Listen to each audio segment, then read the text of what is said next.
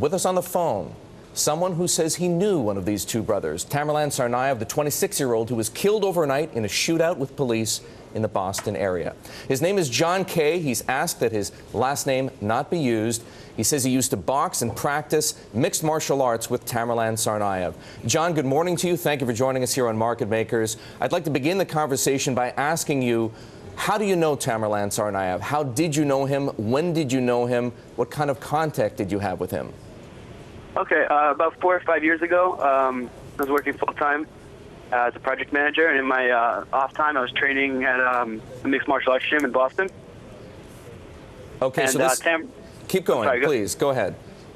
Yeah, and Tamerlan wasn't part of our gym, but he was training for the Golden Gloves boxing championship, and I remember that he would come in to work with some of our boxers and to work with us, and that's where I remember him from. So when I woke up this morning and saw his name and his picture on the news, I immediately recognized him.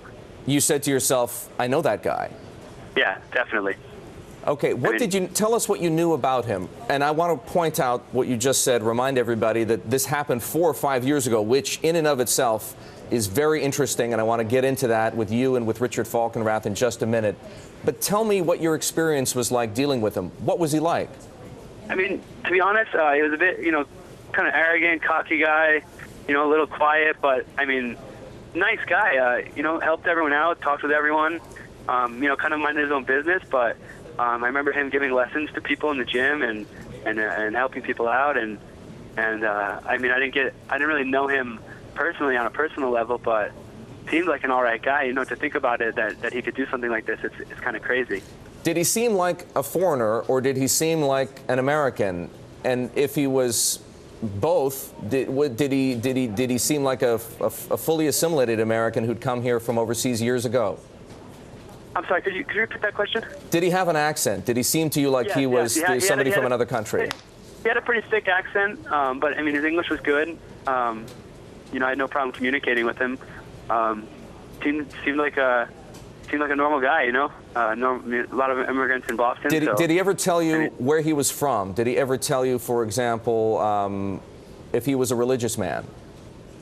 I just remember that he didn't drink. So, someone asked him for beers or something after the training or whatever, and I just remember that he didn't drink, and I knew that was for religious reasons. But I didn't really get too into it with him. He didn't seem overly religious. But did you get a sense of what?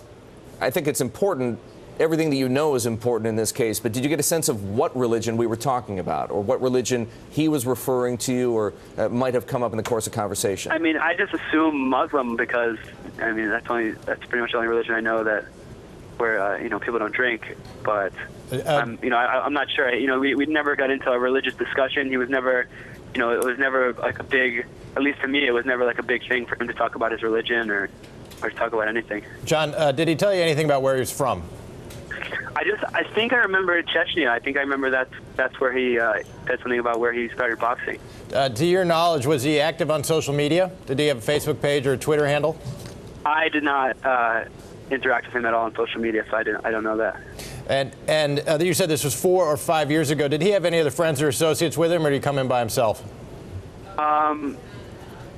You know what? I don't remember. The only thing I do remember that he was like for his job, he delivered food for like a local cafe. So he wasn't going to school at that time. He would have been about 20 years old. Yeah. 2021.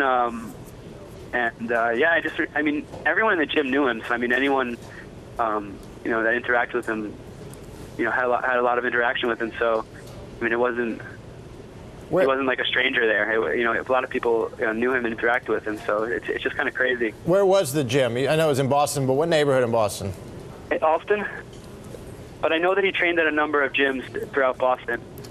And do you know whether the local cafe you say he delivered food for was also in that immediate area? Yeah, I can't remember the name, but I think it was like a sports cafe or something like that, dugout cafe or something like that. Did you ever I can't remember the name exactly. Jon, did you ever meet his brother? I did not. Did he ever refer to his brother? I don't remember. Jon, have you conveyed this information to law enforcement yet? No, I haven't. I literally woke up an hour and a half ago and just started seeing everything on Facebook from people I know in Boston saying, like, holy crap, this kid was the bomber, that we all interacted with. Jon, to the best of your recollection, was there anything else unusual about him? Or was there anything unusual at all? We've heard speculation, for example, and I will only call it speculation, that maybe these people had some kind of military training or quasi-military training. Could you tell by the way that he boxed or practiced martial arts that he had that kind of training at some point as a younger man?